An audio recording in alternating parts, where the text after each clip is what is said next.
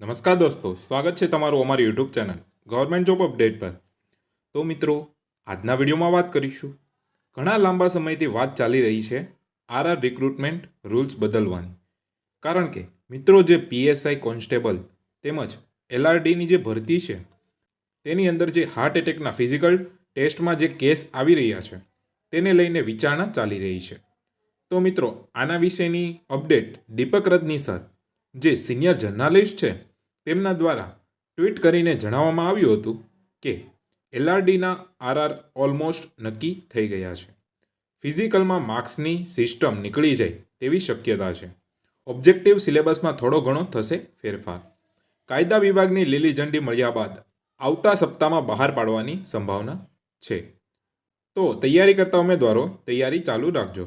જે કોઈ પણ ફેરફાર આવશે એના વિશેની અપડેટ આપણા યુટ્યુબ ચેનલના પ્લેટફોર્મ પર તમને જણાવીશ।